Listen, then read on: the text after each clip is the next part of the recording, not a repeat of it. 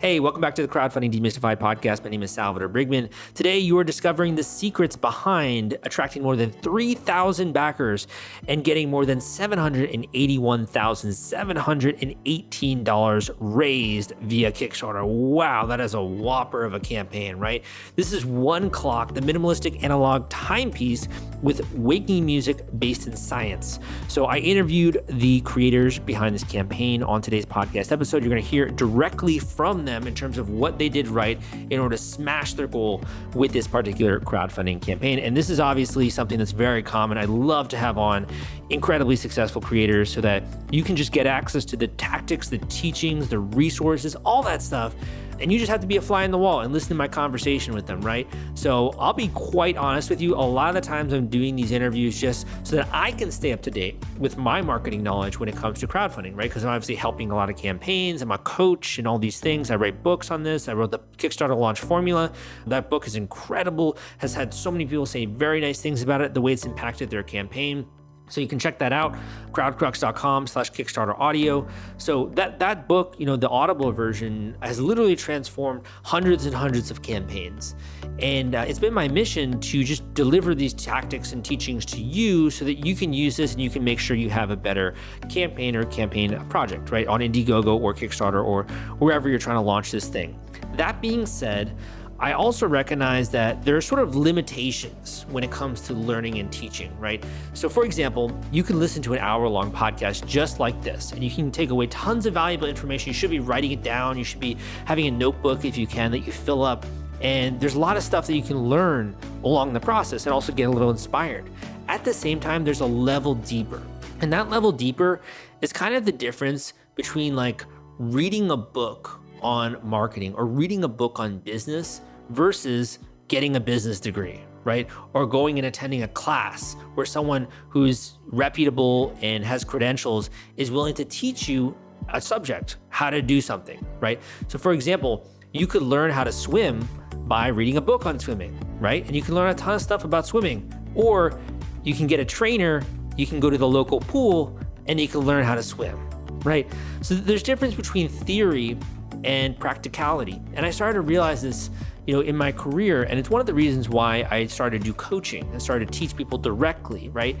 And it's also one of the reasons why I love to help campaigners when it comes to services and like that kind of stuff. But that being said, and you can always check out my website, crowdcrux.com. You can learn more about me if this is your first time listening to the show. But that being said, I always wanted to create like this micro community of really hardworking, honest, ethical, focused, and passionate individuals and creators who are trying to speed up the process that it takes. Now, some people out there are like, hey, I'm gonna launch a campaign. I don't care if it takes me 2 years to do, right?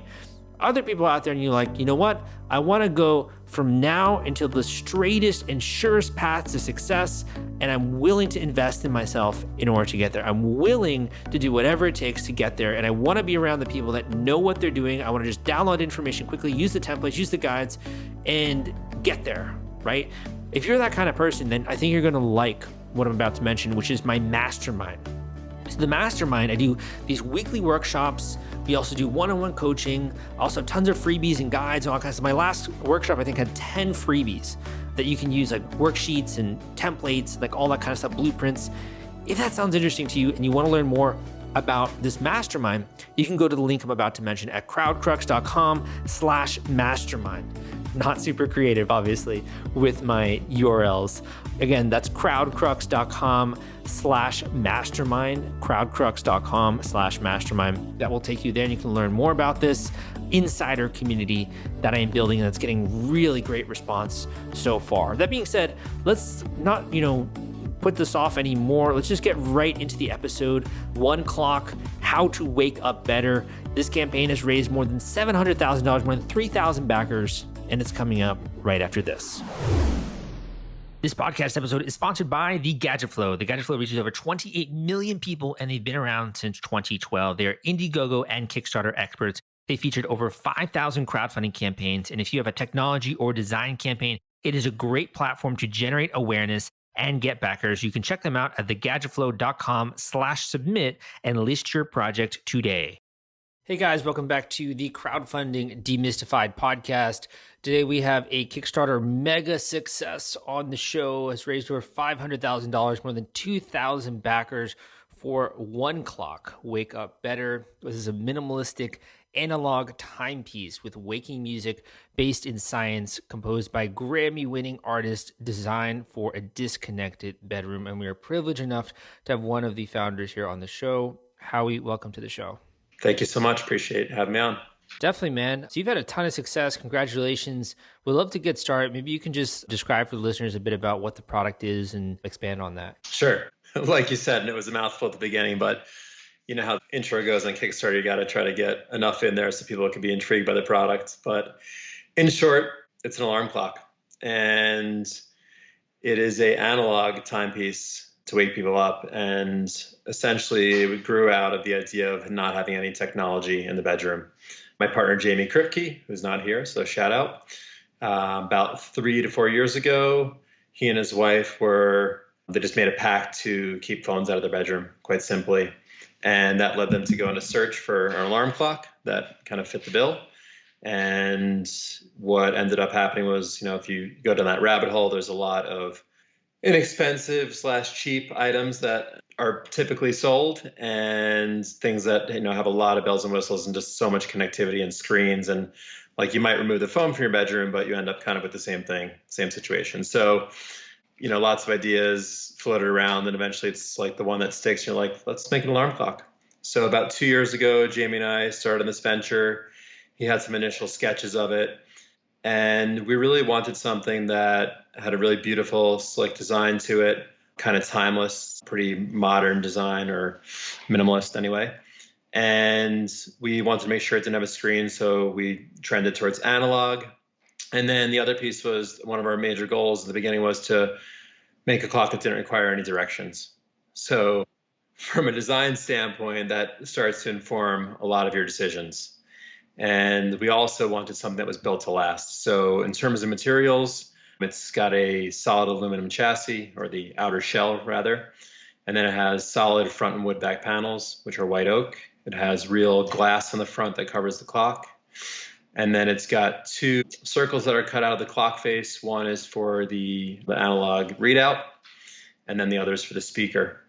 And from a design standpoint too, the spacing on the clock and all the features are aligned with some design principles that are really pleasing to the eye, and the layout. And it's often found in photography and art and science, where this layout and the proportions, the golden ratio, you can see in a lot of different places. And it's one of those things where, like, if you're not looking for it, you might not notice it, but you just know it feels right. And this happens. Yeah. So that was really important for us as well. And again, it's very basic on the outside. And then from a technology standpoint, there's a printed circuit board inside that does a lot of the gymnastics, if you will, that make it, ease of use on the outside. And there's also, a lot of people are focused on sleep, and we wanted to make sure there's good sleep habits here as well. So there's no lights on the clock face in the middle of the night. The hands don't glow, or the numbers, the markings don't glow. We believe that looking at the clock and checking what time it is in the middle of the night only increases the anxiety. Also, there's no snooze button. You can read a lot about that on our website. Yeah, dumb question here. Why do you think it's important not to have technology in the bedroom? Well, I mean, on the easiest side, like, it's just encroached in every aspect of our life. And there's almost no way to be disconnected. And that's not necessarily a bad thing. Like, we know there's plenty of great tools to utilize in parts of our lives. It's certainly something that we lean on, and has made our lives easier and more connected to family, and so on and so forth. But the bedroom is a place to shut it out and to turn it off. And there's definitely, studies that you can look into on blue light and looking at screens and how that affects your sleep, EMFs, electromagnetic frequencies, and sleeping with those next to your bed. I think the number is close to 80% of people that sleep with their phones next to their beds. And it's just adding more stress. And the world, as we know, has a lot of stress already baked into it, and only increasing. And we just believe that there's a place to kind of shut it off. And one of the only places you can do that is when you lay your head down at night. And that doesn't mean that you're also going to, sit here with one clock next to you and be connected with a Fitbit on your wrist. There's also no charging ports to, charge your phone with. So we just really felt like it was a place to disconnect, to reconnect with your partner, yourself, Yeah. whoever it might be, cats, loved ones, whoever, and just create a little bit of a sacred space and, take it back a bit. Love it. Yeah, I love that. So when it came to you, your role in the project, Jamie came to you with the initial sketches. Are you also a designer? Are you a marketer? Like, what's sort of your role in the project? Yeah, so Jamie, by way of background, is he's a photographer and artist, does commercial work, and also creates art through his photography as well. And then myself, I work and have worked in marketing and advertising for 20 years. I ran a experiential marketing agency, which effectively is putting products and services in the hands for people to test out live, in-person, one-to-one engagement. So we worked with all the Fortune 500 brands across North America. And so I really viewed, like when Jamie came to me with this idea, to me, it really was all about an experience. Like it certainly is a product and it's a clock, but it's really about the experience of waking up. It's beautiful, but what's really more beautiful is the effect that it has on people and how you wake up differently, truly, and how you experience that. So from a design standpoint, I've been working on that experience design, if you will, for people for a long time. And then also, I certainly do a bit of art on myself and do some paintings and sculpture and stuff. So that played into it. And I've always, used my hands to make things since I'm a little kid. So it really checked a lot of boxes for me and felt like something I can get behind. And it's definitely taken a lot of effort to get behind. Yeah, definitely. When it comes to the product here, so you basically had a marketing firm where you're helping market other people's products and you're doing this for really large companies. Is this the first product you've brought to market yourself, or have you done other ones? Yeah, it is my first product actually. And it's vastly different on the psyche, and it's your own money and your own time. So yeah, and you also don't have the, like you said, the deep pockets than from the bigger brands and how they have that mouthpiece already. So it's really starting from scratch. At what point did you decide to bring this to Kickstarter? Because you could have obviously, gone a lot of different routes with this. What made you decide Kickstarter? It's a really interesting progression. One, I'll say, is we didn't set out like to build something at a certain price point, and that's relevant to Kickstarter, and I'll get touched on that in a second. But we really just wanted to build something that's beautiful, like I said, lasted a long time and focused around music, which I think we should also speak about. And as we started to go down the road of like ways to launch, we certainly were aware of crowdfunding platforms and have pledged and backed other projects in the past. We knew we had a guaranteed audience of 2 with Jamie and I that appreciated the clock. And it's funny, people ask us like, what's your user group? And who's your testers? And we're like, well, we just think there's enough of us, enough people that appreciate good design, want to get technology out, and so on and so forth. So with crowdfunding, we felt it would be a great way to really test the market, pretty efficiently and get like very real-time feedback to a pretty broad audience. And then in terms of platform selection, like Kickstarter really just spoke to us from, out of the gates of the community that they reach seems to be, oriented very much so around design and arts and appreciates the level of fit and finish that we're trying to achieve and have achieved with One Clock. Yeah, we're fortunate that we found a home there, and it, as you said earlier, like it's been a real success and it's been resonating very well with the community. When it comes to doing a launch like this, I mean, you guys had a really strong out of the gate, like around 200K, surpassed 10 extra goal on the first day. Was there any kind of like pre-launch hype that you did, or did you just kind of go live? No, there was a lot of hype. One I'll say is that, Jamie and I, and we actually have another partner, Lon McGowan, we had like pretty extensive list of people that have followed us in our careers for quite some time now. And we felt that we could, utilize that to our advantage, or not to our advantage, to everybody's advantage really, and help grow some momentum. And then we also were fortunate that we partnered up with a marketing firm and did some pre-launch outreach. We ran ads and we tested different price points and then different messaging, because, online, obviously, there's a lot of A/B testing that can happen. So it was interesting in that we started running ads. One, I'll say, is that we found that Instagram was certainly our home, more so than Facebook. And then we also found that in terms of audience segmentation, like there were so many groups that clocks spoke to. Like we didn't have to go after only design audience or this age group. Like it seemed to be a wide appeal. So we chose something, maybe unknowingly, that there seemed to be some heat around. I think that was really helpful. So we ran for about 2 months leading up to the campaign. We had, like a slow ramp up of ads just to kind of feel it out. And then what we did from there is we had a link in the ads that was for pre-registration, and people would essentially lock in a really screaming deal on the price. So right now we're on Kickstarter at $244, retails $349, and the early supporters that signed up on our pre-launch campaign were able to get in at $192. So we're like, let's make a really deep discount and go with this idea that like those backers early in a campaign are going to help fuel and drive the campaign forward. Very cool. So much I like about your brand, just looking through your campaign, is the high attention to detail when it comes to things like shapes. So like even your images having rounded corners, kind of similar to the clock, right? Or the different colors and how they pop, and you taking photos of the clock on different backgrounds, the way it blends with different textures. There's a lot of thought that really went into that, I can tell.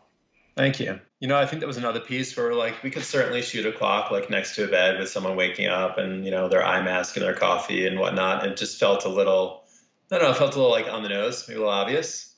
And we just wanted to treat it more as a art object, right? Certainly as a tool, if you will. But we wanted to portray it in a light that's like clocks aren't typically seen, and, almost like, an automobile or a car ad is shot, right? Where it's like you can get in and see the detail. And that was something that you can also do with crowdfunding, maybe even more so than a website, is like you can put a lot of information in to the campaign page. And I think there is a balance, but there is definitely, it was more than I thought. Like people really want to go deep in terms of what they're viewing and ask a lot of questions. And even then in the comments, like there's tons of stuff like, oh, I didn't know you wanted to explore further on that. Like I thought we had, almost everything, which is cool. Super cool. Yeah. The other thing when it comes to the launch here, like you go live and you're getting tons of funding the first few days. Like what did that feel like for you as a team and bringing your first product to market? Yeah, slightly overwhelming. And also like validating for the amount of work that we had put in and what we thought we could achieve. I don't want to say like we weren't surprised. Like we were very moved by it. And also at the same time, like we had almost 30,000 people on an email list before we went into the program. And then we had our own separate individual email list that we, blasted out to. And we had, our Instagram channel was kicking pretty well. So it was great. Like, I think one of the first feelings that we had was really excited that we were on Kickstarter, like as a platform in terms of the audience. Like that felt like a really natural fit for us. And that was validated, very quickly. Mm-hmm. And then it was like the oh shit moment of, okay, now we got to keep this up for 27 days. The momentum, you mean? Totally. Yeah. And look, everybody, there's obviously the game of like where you set your goal at, $20,000, just in like all honesty, is like we really had to aim higher than that. But there's just, the tips and tricks of how to get the momentum going and how to get ranked. And I'll say that Kickstarter too, like the team there has been incredibly gracious of their receptivity of working with us and, homepage placements and so on and so forth. So I think we found a product that wasn't a board game. Yeah. Right. Well, why did it feel overwhelming, just out of curiosity? I think in the sense that, it'd been almost 2 years since we went from like these wood block prototypes to potentially producing over in China and overseas and such, to moving our engineering team and everybody else like much closer to home in a 30-minute drive, and making some really like smart and calculated decisions along the way. It just takes time to make those decisions. And we went through a lot of different hoops to get there. And it was overwhelming in the sense of like, it was like a big exhale and then like, oh, all right, we got a business now. Now it's time. Now we got to like, what do we do? We have a business. Yeah. Like it was, literally like 3 weeks of getting the campaign page dialed. And that was after we already had the photography from Jamie's end. Like we had almost all the assets, but it was like going back and forth and, font type and moving this around, and okay, you can't do that in Kickstarter, and maybe we should round the edges, and let's, go through the copy again. And the GIFs are loading slow. Let's put in a video. Hopefully people will click on the play button. I mean, it was just like you're running at such full speed and trying to do manufacturing, sourcing, production behind the scenes, right? And the business plan. So it was, I don't say overwhelming in a negative way. It was just like, whoa, this is a lot to take in. Yeah. Yeah. And actually a very positive way, because if it didn't take off like that, we'd be having a very different conversation. You probably wouldn't have invited us on. When it comes to the manufacturing side, it sounds like you made a decision there to pull out of China and to have it closer to home. That was actually one of my questions, is when it comes to assembling this, I mean, it's so beautiful. There are all these different components. Was there any reason you decided to move that closer to home? If you're worried about the fulfillment and shipping part of your Kickstarter campaign when it comes to getting out all those perks and rewards to your backers, rest assured, I've put together a complete Kickstarter fulfillment and shipping checklist for you, and it's free. This is sponsored by the folks at Fulfillrite, and they thought that you should have this checklist as part of your arsenal going into a crowdfunding campaign. If you want to get instant access to this checklist and it's free, you can go to fulfillrite.com/checklist. Again, that is fulfillrite.com/checklist. fulfillrite.com/checklist. Just go to that link and you can download it immediately. Yeah, certainly. One, we really believe in supporting our local communities. And, I've been based in Boulder, Colorado for 20 plus years, same as Jamie and Lon. And we've hired employees here and done tons of jobs here. We've also worked for brands all over the country. And there's just been so much conversation, in the Amazon, Target, Walmart society of how people shop and the products that we buy. And there's so much waste, especially in electronics, and how things are produced and manufactured. And they have a built-in longevity to them, really, right? Like from dishwashers down to alarm clocks, for that matter.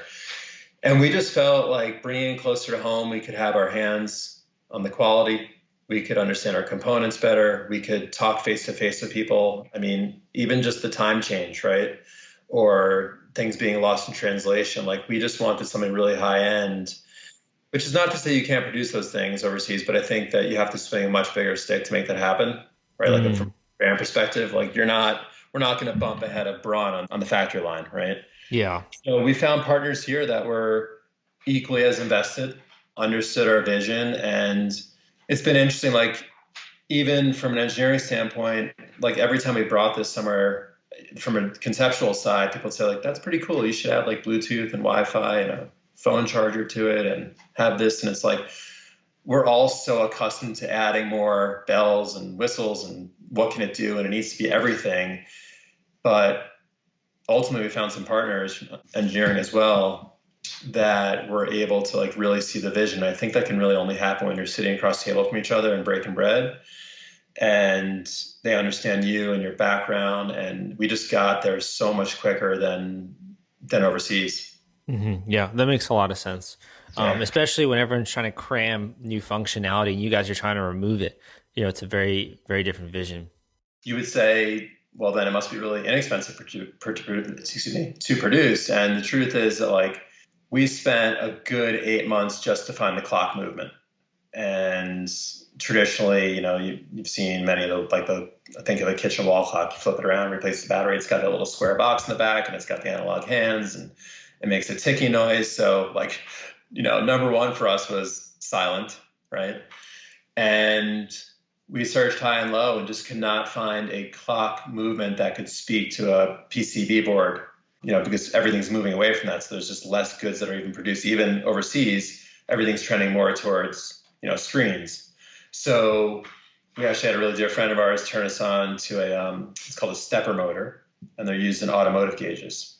Interesting. And yeah, it's like super cool. It was like such an aha moment, where the board is actually the part that keeps awareness of the time through a little quartz crystal and a real-time clock mechanism.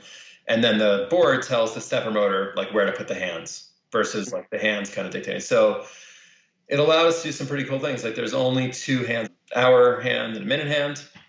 And then the multifunction knob on the front, if you hold it down, the hands move from the current time. So right now I'm looking at 1:24. And if I hold the knob in first, about 1 second, the hands will spring into action and they'll move towards the alarm time, which would say 6 a.m. And then I could use that same knob and just turn it left or right. And then when I let go, it just goes back to the current time. Very And cool. this motor, it's really fun. Like it's got a really cool tactile feel to it, and you can hear it. And it's like, it's analog. And I just think we've lost so much of that understanding of like how things work because it's a screen and you don't get to like really see the mechanisms behind it. And with an analog clock, there's something, it just brings you back into a little more like restful place and curiosity and simplicity. Yeah. So you've definitely, kind of gone in the face of some of these other more digital and more high tech clocks that are out there. And yet you've been able to get on a bunch of different media publications, right? So like the Times, Cool Hunting, New York, The Strategist. How did that come about, you getting on some of these different publications? Well, one thing I'll say is I think because we're, zigging when everybody else is zagging, like everything is essentially like a Hey Siri or a Google screen or whatnot. And it wasn't that we were positioning like where's the white space? It was just we were looking for what do we want? What do we want out of a device for our bedroom? And it turns out that there's a lot of people too that have that same desire. There's just not really products available for them. So we know there's room for all the other clocks that we're competing against. There's also a lot of people laying down at night with something next to them. So we always felt like there was room there. And I think that just like it hit a nerve with people in media as well.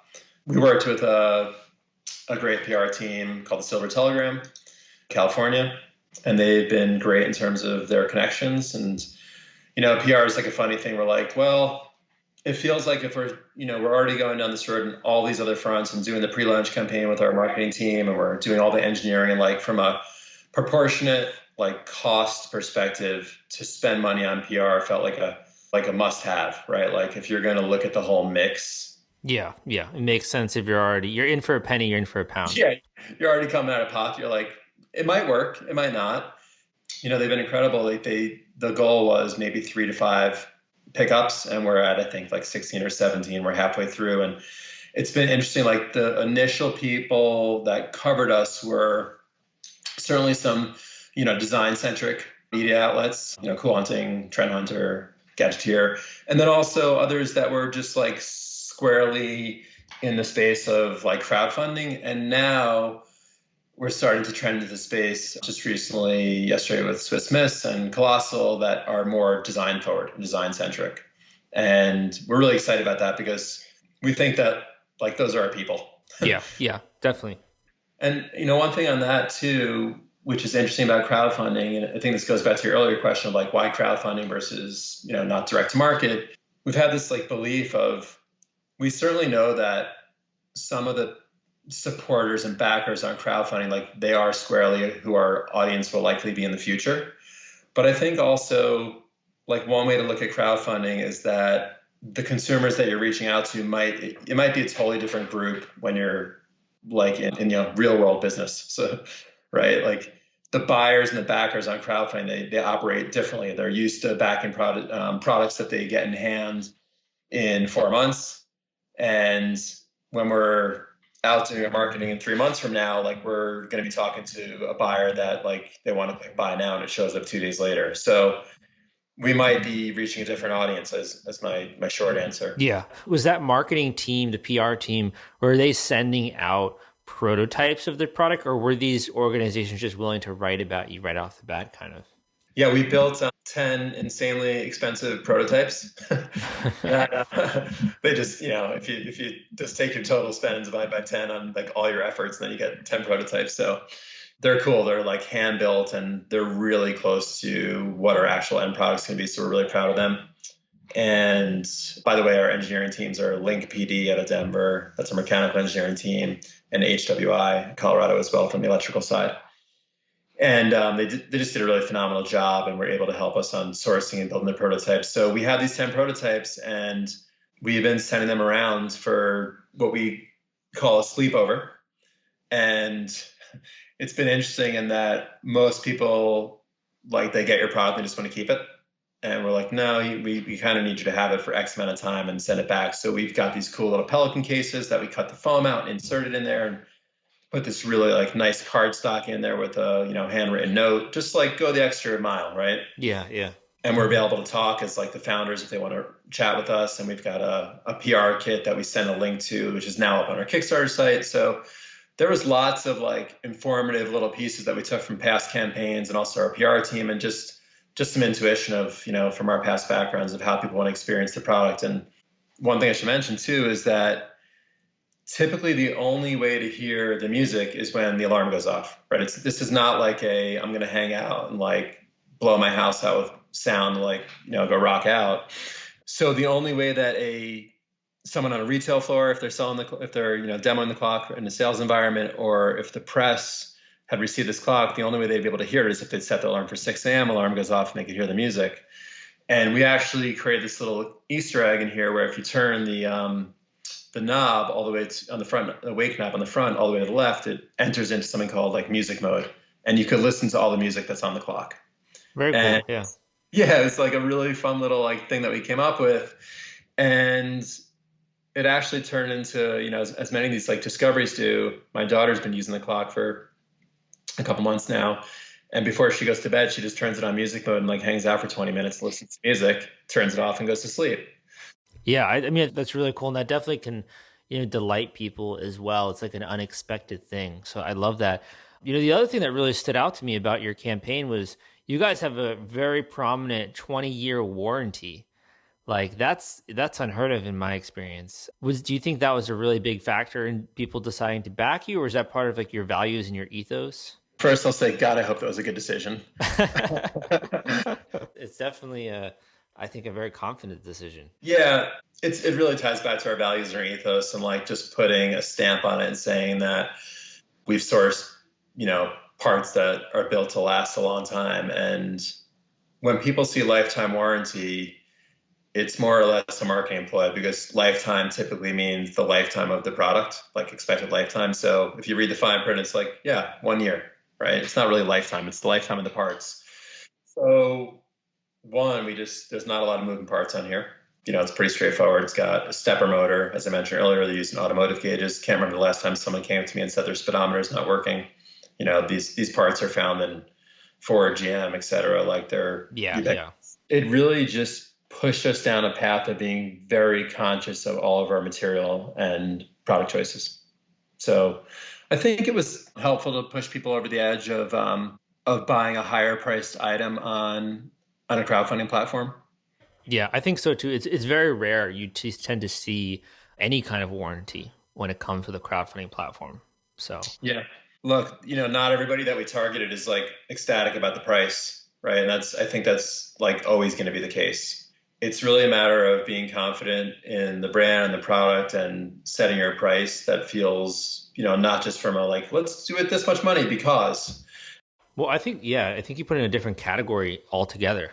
Yeah. Because like if you were just to compare it with other alarm clocks, like you can't really compare it that way price wise. But when you put it into more of like an art object in your room and something that's going to be durable and long lasting, it's in a different category altogether in comparison. Yeah, we think that too. Yeah. Thank you. Yeah. So one of the other just quick questions that I had for you here when it comes to the campaign. So I think one of the biggest strengths that you and also your partners have is that you've been really able to assemble a rock solid team around this. Do you have any thoughts on that? Like, was that kind of just all fall into place, or is that very conscious based on your business experience?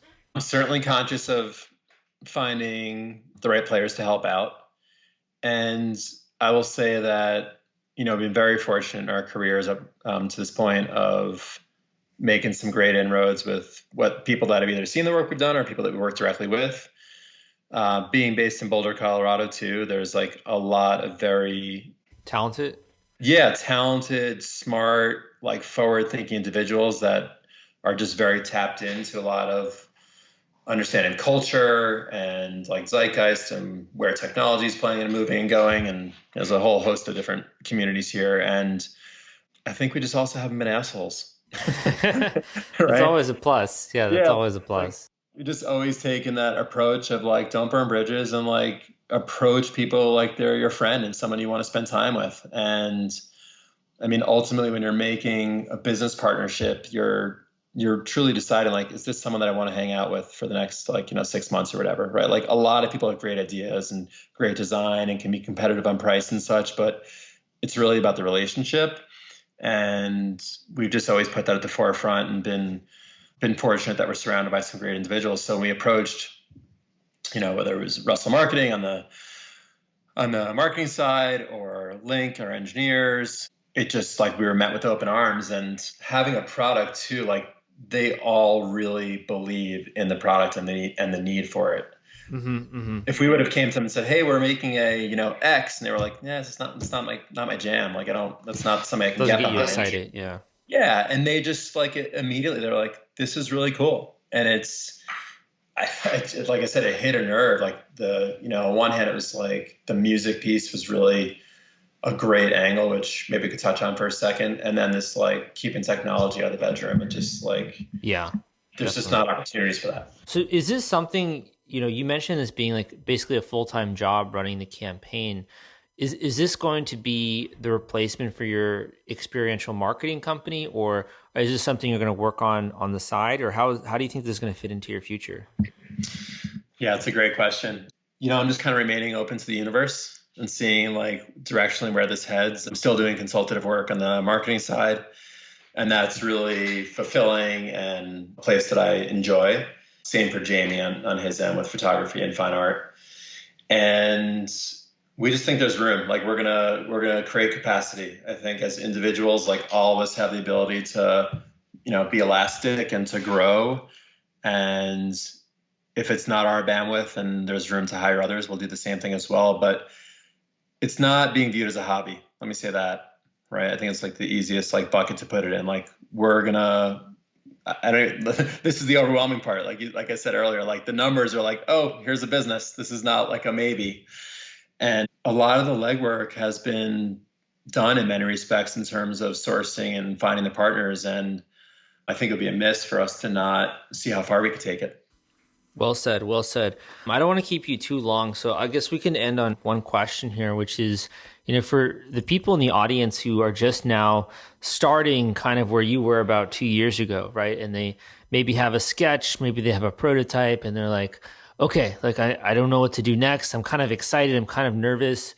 What message would you leave with them? It could be a final tip. It could be a word of encouragement. It could be anything, and also where people can go to learn more about your project. Cool. I typically have like trouble condensing things into one statement, but I'll do my best. A couple of things come to mind is one, like bet on yourself, right? In terms of believing that you actually have something that's of value and you have the skills to make it happen, whether that's connections to others or in your own wheelhouse, right? Just like keep exploring and remaining curious. I mean, I think curiosity has certainly been like a force that's carried me through my career to date. In terms of exploration and just remaining open to that power. And then someone gave me some great advice recently of, just in startup mode, it was like, not every day are you going to be able to like tackle 10 things. But if you make some gains, if you make some progress every day, just to keep on moving in that cadence, right? Like it's not a linear progression of like, I'm going to start on this day and I'm going to finish here. It's just, it weaves. And there's days where like a lot of things hit, and you could have, you can celebrate on that. And there's also days where like you're just spent and you got to give yourself some room to operate, just to keep moving forward. Like you need those places to take some breaths as well. Well said. And where can people go to learn more about the Kickstarter? Well, you can go to Kickstarter and search One Clock. That's one word, ONECLOCK. We're also at oneclock.co. And those are like our two spots. We've got, how many days left? We got 14 plus. We're close to 15 days left in the campaign. We finish up on March 4th. And yeah, we're excited to see where it goes. And then from there, we're going to transition over to our own website for retail. And awesome, man. Well, thank you so much for coming on the show. I'm sorry we couldn't fit in everything, but people can go and learn more about the Kickstarter on Kickstarter.com and also check out your site. But really appreciate all the advice you shared. But I think you guys are doing something really cool with great values, great design, and really good materials behind your product. So I appreciate you coming on. Yeah, thanks so much for the time, Sal. Appreciate you reaching out. Thank you for listening to this episode of the Crowdfunding Demystified podcast. Hey, my name is Salvador Briggman. If it's your first time tuning in, and thank you so much for listening. I hope that you enjoyed today's podcast episode, that you liked it, that you got something out of it that you can apply to your project. And if nothing else, you discovered a cool new alarm clock, right? That's really minimalistic and sleek and interesting, that hopefully will actually get you to wake up early, right? Or wake up at a more appropriate time. For me, like waking up early is always a bit of a battle, but I do notice whenever I wake up early, I'm way more productive, particularly when I start getting up at like 6 a.m. Man, you can knock out like so much work when you just wake up a little bit earlier. And you can also get started on the day. You can go running, right? You can work out at the gym. It's like this whole lifestyle thing that I think when you get into a positive lifestyle, you're getting positive habits, everything just starts going well in your career. It really affects your mental health and a lot of these different things. And if you don't know, I'm a very big proponent of positive mental health. I think it impacts business. I think it impacts life. And I think it can help you get to your goals faster. Anyway, one of the things I think about that when it comes to launching a new campaign is not only like the tactics and the strategy and knowing what to do with crowdfunding, knowing how to get funding, knowing how to get backers and revenue and like the insider tricks behind that. Like that's all really cool, I think. And that's the whole reason why I started my mastermind, is like to share that with you. But at the same time, there's also this motivating component with being on regular calls with a high producer, right? Being on regular workshops with someone who is taking action and with other people who are taking action, this classroom learning environment, it's freaking powerful. Now, some of you might not like class because you're like, oh, it's all theory, it's all this, it's all that. I hear you. I'm the exact same way. I hated class when I was younger. I didn't find it at all to be impactful in my career. However, that's kind of led me to design a class that's very different from a lot of the ones out there. So rather than just doing theory, I kind of cut through all of the BS and I just tell you how it is. And I share with you all of the templates and blueprints to be able to do it. And to me, that's a good learning experience, is one where you walk away from a workshop with tangible things you can implement right now. And with also the hand holding to make sure that you do, and to kind of lead you down that path and hold your hand as you're going out there and you're launching this campaign so you can actually smash your goal with the Kickstarter campaign. Now, there's this one thing where a lot of people say like, not everyone can be successful, or not everyone can be, follow through with their projects. And I agree with you. However, everyone in a work scenario has been able to do that. Let's be honest. Like, let's just say we think back in your career. We think back to a time that you were working for someone else, or if you are currently, think about the assignments that have been assigned to you. Probably if you're a smart, hardworking person, you've been able to do those assignments. You've been able to make money and to bring in revenue and to help the operations of another company that's out there. And you've been able to do that no problem. Why? Because of the structure, because of the fact that you have a boss that you're reporting to, because you have a path which you're following, you have a timeline, you have milestones and KPIs, you have SOPs and checklists, you have things that are guiding you as an employee, right? If you were at one point in time, or you are now, going from point A to point B. All of a sudden, when you finally take over the process of needing to launch a new product, you have to provide all of that yourself. And I'm not saying you can't do it, but why make it harder than it has to be? The whole point of having a coach or being a part of a mastermind group like this is so that it can just lay the foundation out for you. It can lay the timeline out for you so that you can lean on other people for support, so you can have a guide and have hand-holding, right? So in the olden days, as a business owner, as a creator, you kind of had to figure it all out yourself. Nowadays, you don't have to, because of the internet, because of the fact that you can connect with other people and other teachers like myself who can help you on the path. But the number one thing you got to do is you got to be willing to get over that hump, right? You got to be willing to actually invest in the process. In the same way that if you're going to become a doctor, you got to invest in med school, or you're going to become an accountant, you got to go to school and invest in time there. You have to invest in learning the right stuff and getting around the right people and getting access to the things that are going to propel you to go there and to be successful, right? So whether that's tools, service providers, strategies you might not know about, resources you might not have heard of yet. And that's what speeds up things, in my opinion. So if that sounds interesting to you, go and check out the link I'm about to mention at crowdcrux.com/mastermind. That link is crowdcrux.com/mastermind, crowdcrux.com/mastermind. Hope you enjoy it. Thank you so much for listening. My name is Sal, and I'll see you next time.